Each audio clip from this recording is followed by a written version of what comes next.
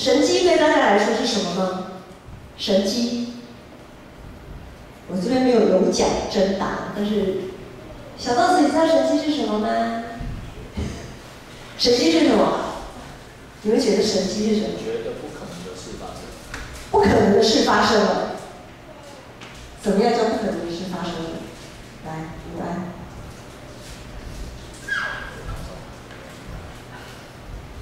神迹耶！你们有没有看过神迹呀？读福音书来讲哈，我们在读福音书，我还是要假设大家有跟着进度啊，我跟着现在包括读经进度。其实读到现在，你会看到耶稣有行了许多的神迹，从不管是平静风和海啊，还是在海面上行走啊，然后医治一些病人啊，比如说本来死的，又把他复活，或者是有那个长麻风病的，耶稣一摸，他的麻风病就好了，或者是就是医病赶鬼等等的，就是超自然、超过人所能理解啊，我们讲说超自然现象，好一些那个就叫做神迹。通常我们的理解是这样子。好，那今天的一开始，我们放到经文那边，好，黄信麻烦你。一开始说，当众人聚集的时候，聚集要干什么？他们要求看神迹嘛，哈。众人聚集要看神迹呀。照理讲，聚集看神迹应该是个好事，因为神迹通常对我们来讲就是好事要发生。比如说，瘸腿的可以行走啊，瞎眼的可以看见啊，病得医治啊，有被鬼附的可以把鬼赶出去啊，感觉像是个好事发生。可是耶稣这个一开始劈头就讲，这世代是一个邪恶的世代。啊，发生什么事情？为什么这么多人来看神迹不好吗？为什么耶稣好像劈头就骂人这样子？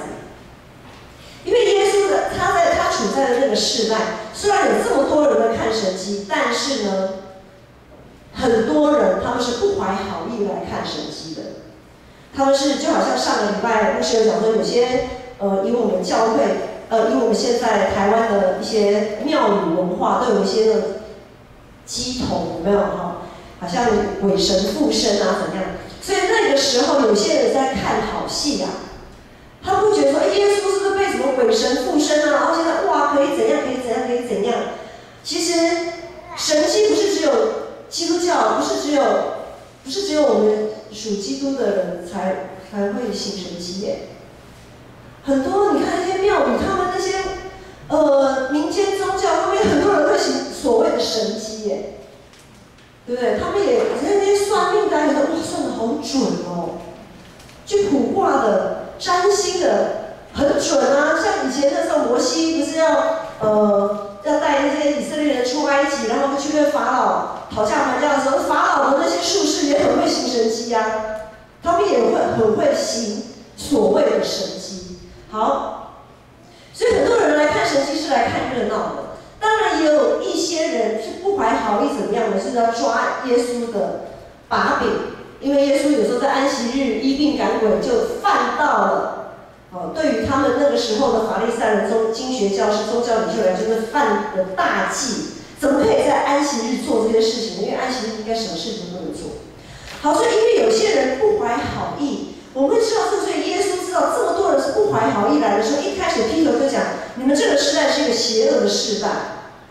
是一个邪恶的时代，因为你的神迹对你们来讲，好像只是个茶余饭后可以聊天、讲八卦，好像是哇，可以看到什么哇，我今天看到那个叫做什么耶稣的人啊，可以怎样。神迹对他们来讲，就是不过是茶余饭后的话题而已。或者是有些人他病得了医治，就去夸口说，你看我当初我这个驼了这么多年，结果呢？耶稣一句话就把我医好了，你看哇，怎样？耶稣对我多好啊！我是多么值得被疼、被宠的人，这样子。神迹对我们而言是一个值得炫耀、夸口、特别眷顾的记号，还是一个可以让人看见上帝的作为的这个记号？我们要从这个记号、这个事件当中，我们是不是可以看见上帝的工作，并且并且一个连带条件是，附加条件是，可以觉察到我们自己内心该如何对上帝有正确的回应。透过这个神迹，透过这个事件，透过这个记号，我们如何对上帝有一个正确的回应？这一连串的过程才称为神迹。如果只有前面看见那个神迹，那一件事发生而已，那也不过就是一个事件而已。可是我们可以经由这个能够对上帝有正确的回应，这个才是真正神迹的发生。耶稣对这群心怀不轨、心术不正、想要看更多的神迹的人说：“好啊，既然你们想看，我告诉你们，除了约拿的神迹以外，没有其他的神迹可以给你们了。”哦，好吊诡哦！什么叫做除了约拿的神迹？约拿的神迹是什么？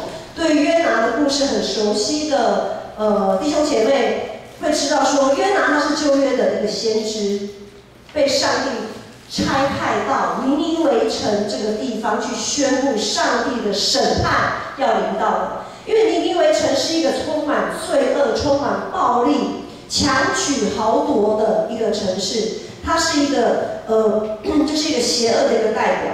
所以上帝他差派先知约拿去到那边，说上帝的审判已经到了，上帝的审判已经到了，你的日子已经不多了。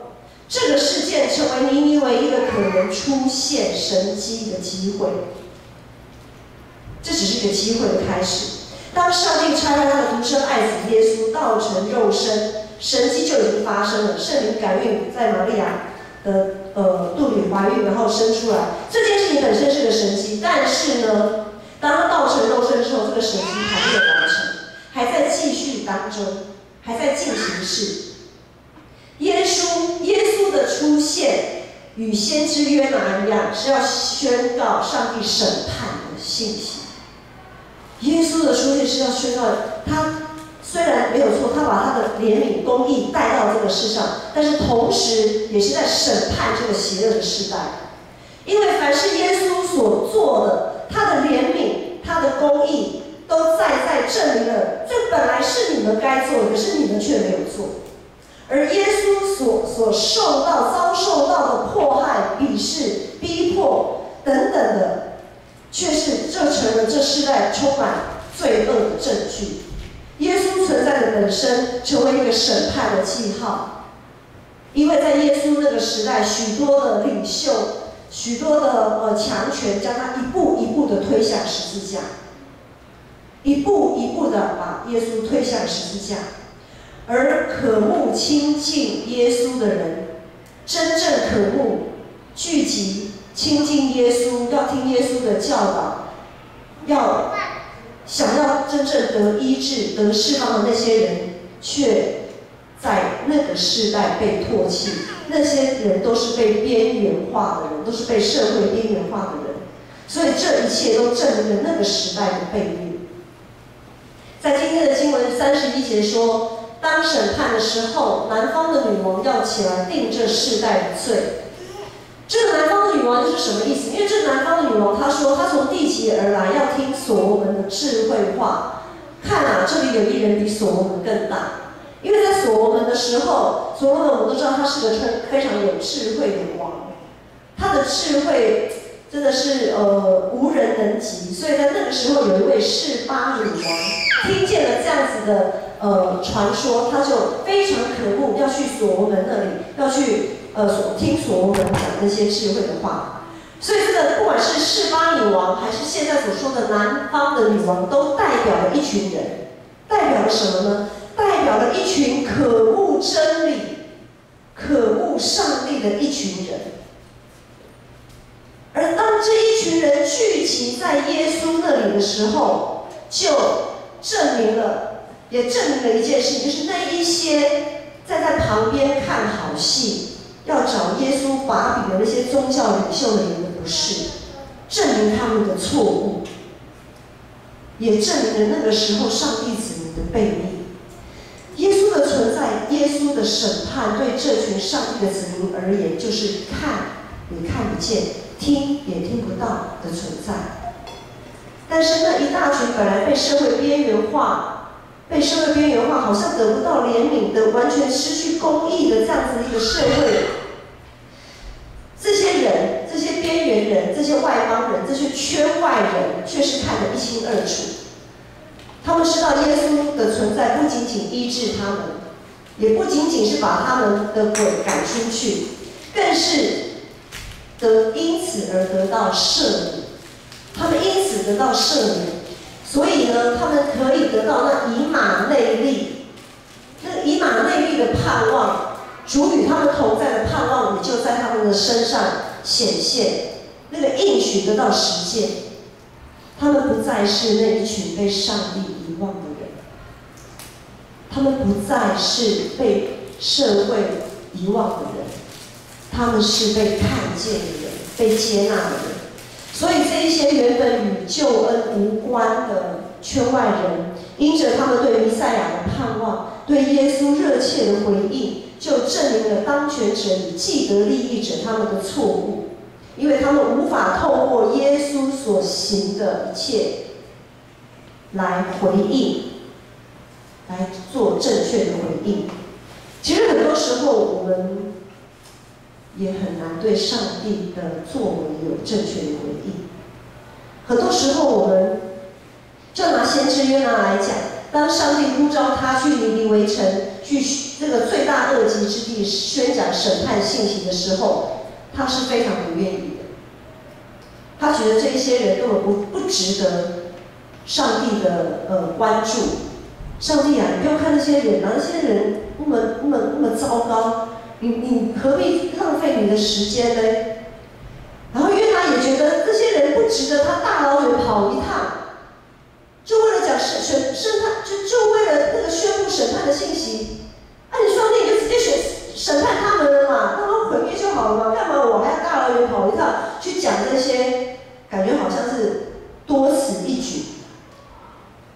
我不晓得大家在读这1-2个礼拜在读经文进度的时候，有没有读到一个路加福音第9章53节到55节那边。当耶稣那里的记载说，当耶稣要前往耶路撒冷的时候，他经过了一个村子，那个村子是撒玛利亚，结果那个村子的人怎样不接待他？有印象吗？好，假设你们都有看。结果呢，耶稣跟在耶稣旁边的雅各、约翰呢，他们就自以为很有道理，自以为义，就说：“主啊，他说老师啊，老师，你就让我们吩咐天上有一把火下来，把这个村庄都烧了吧。你让我们吩咐火从天上下来，把这个村庄烧了吗？”哇！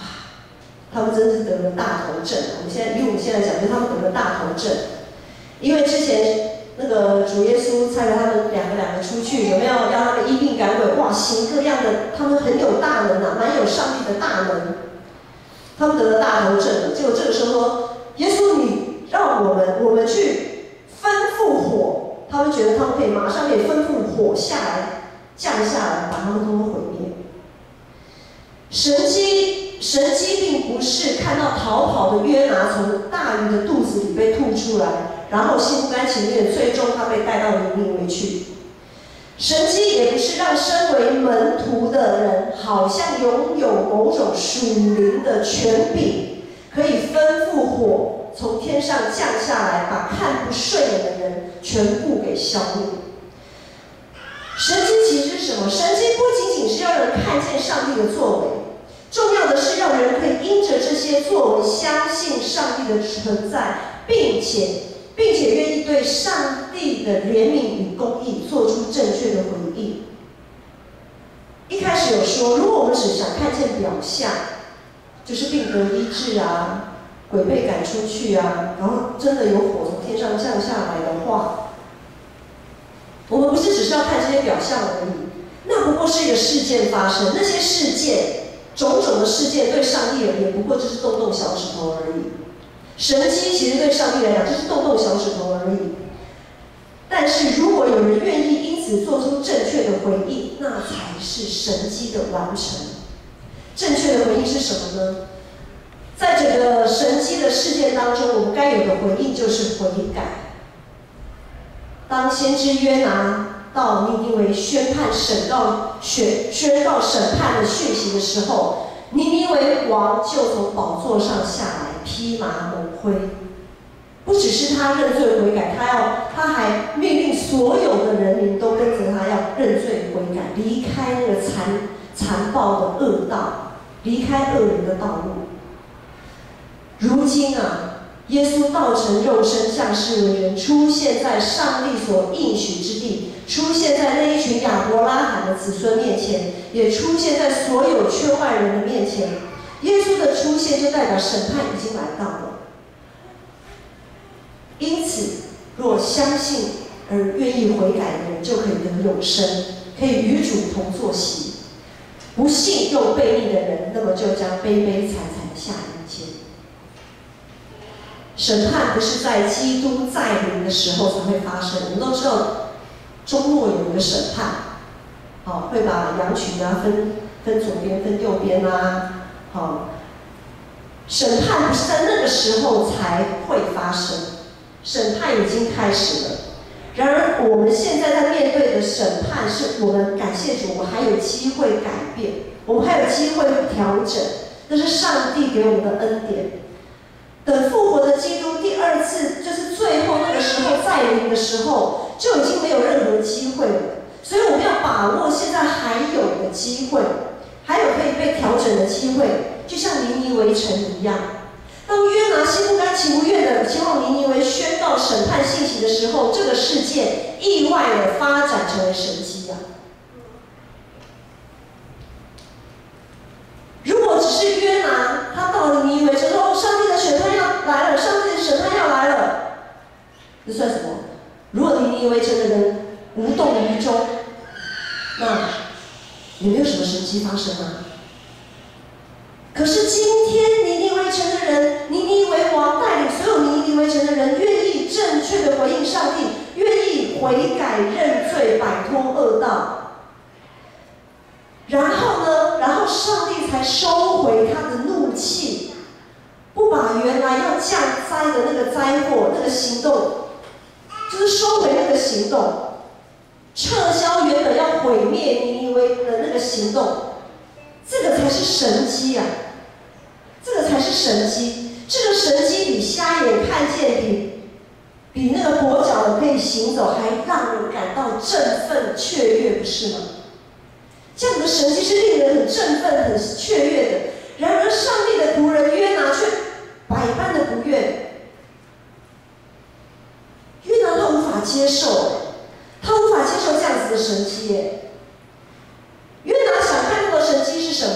约拿想看到的神迹是：我这么多此一举的来到这个尼尼微这个地方，然后呢，我就讲到宣判上帝的信息，然后呢，上帝就会放一把火，把这边都烧了，就像所多玛和摩拉一样。他觉得大火从天降下来，烧掉了，毁灭一切要毁灭的人，一切他看不顺眼的人，他觉得这样才是神迹，在约拿的心里。他拒绝看见尼尼微城的人认罪悔改得赦免的神迹。耶稣的门徒也是一样啊，看到不如己意的人，就想让耶稣让他们放把火把他们都烧了。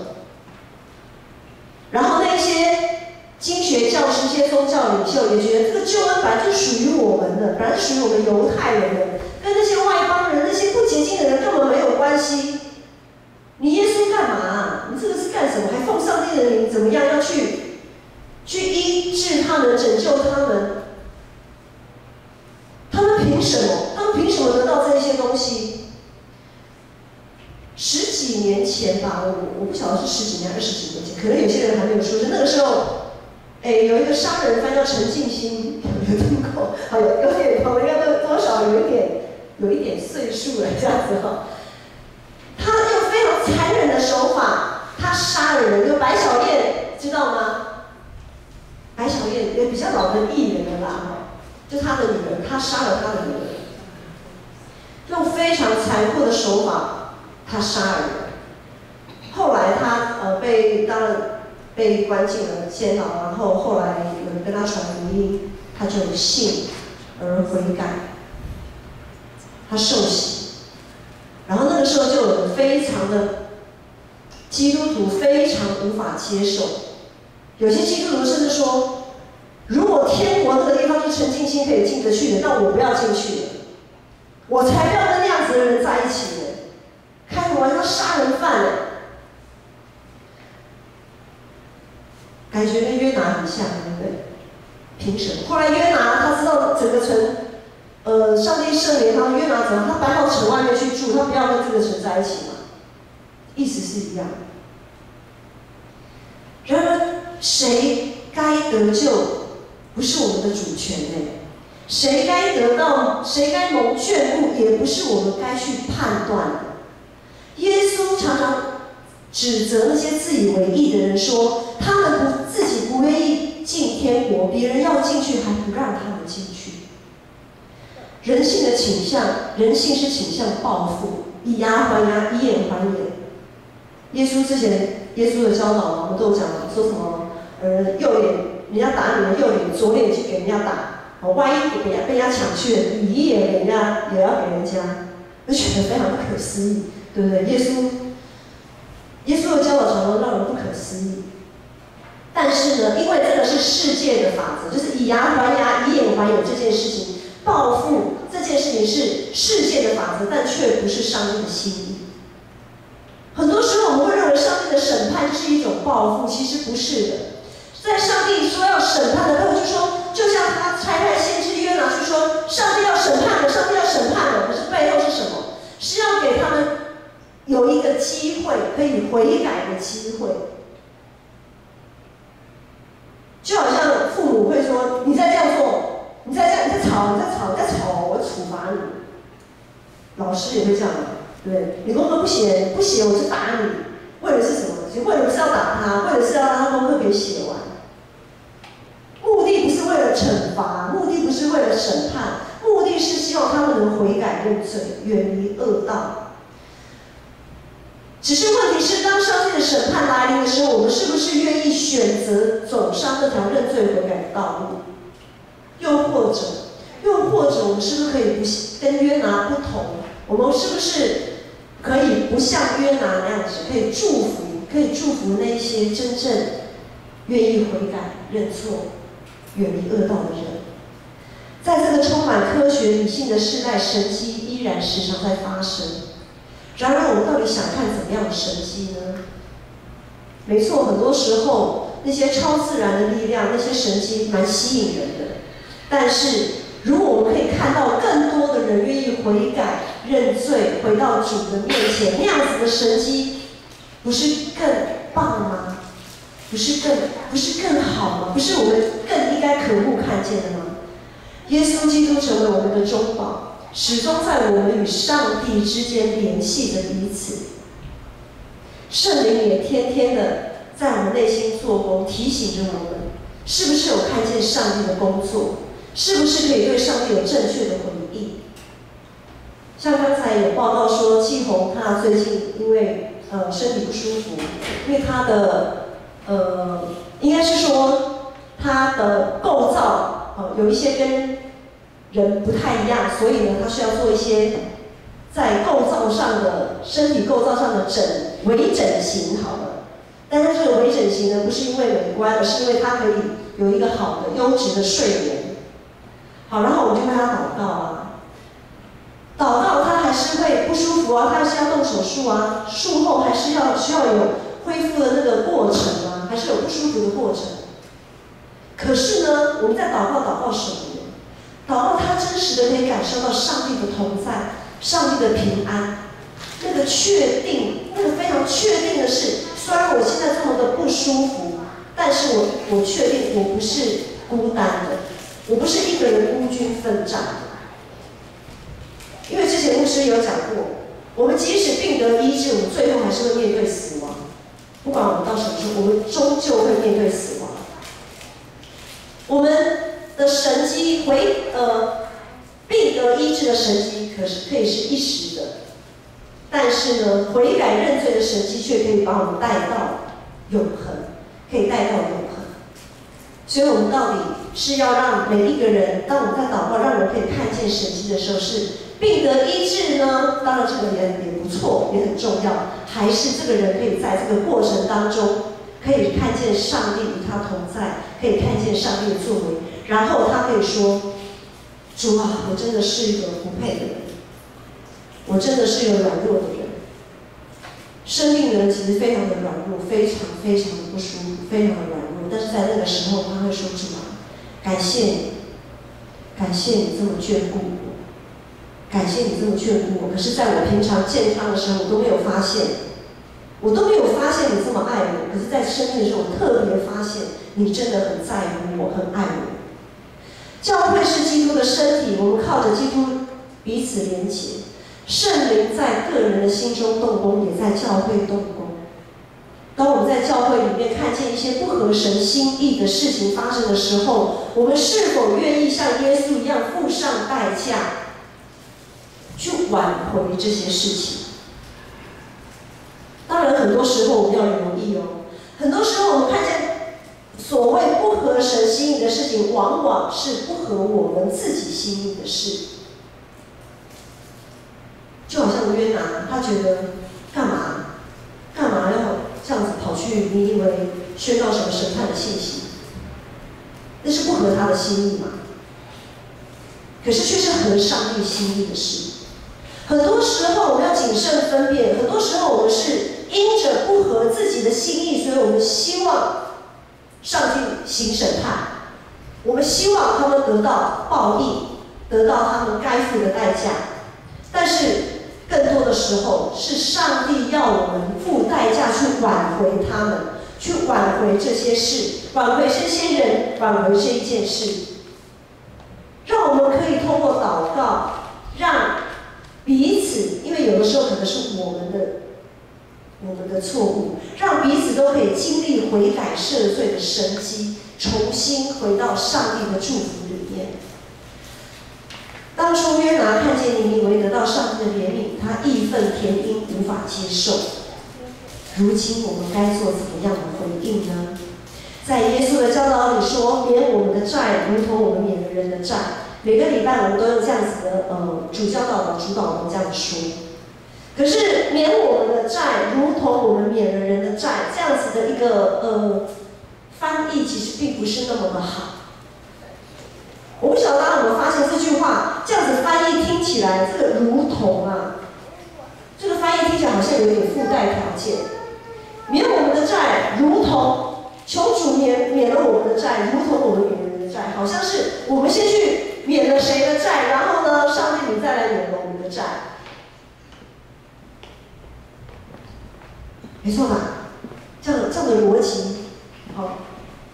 可是呢，这个原文的翻译不应该是这个样子的。这个如同这个连接词翻译的不是很好，更好的翻译是：既然上帝免我们的债，那么我们也该原谅免了人的债。所以这个如同应该是翻译成那么，上帝免我们的债，那么我们就免了人的债。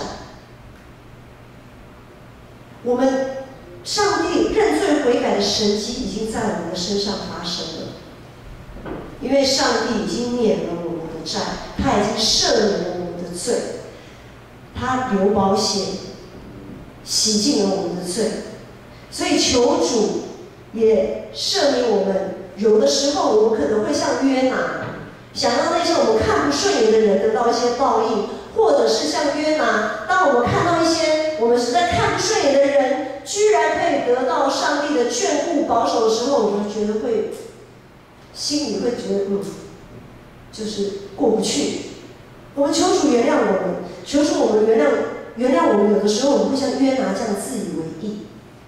既然我们身为耶稣的门徒，我们就应该继续让这个认罪悔改的神迹不断的发生下去，在我们的四周围。然后我们也乐意看到许许多多的人因着认罪悔改，相信耶稣，受洗成为他的门徒，直到世界的末了。我们要祝福那些特别为着可能我们看不顺眼的那些人。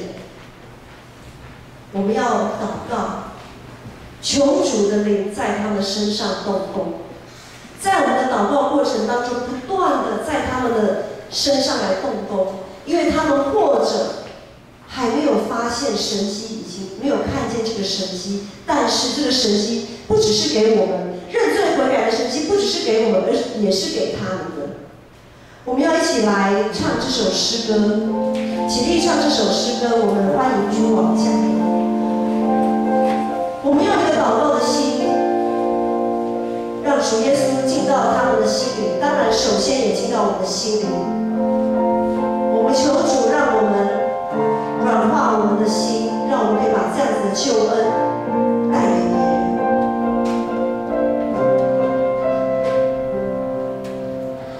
宇宙的中心，耶稣，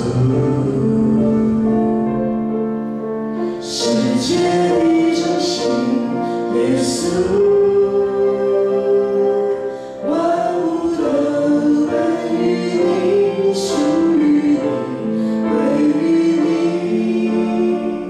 你是荣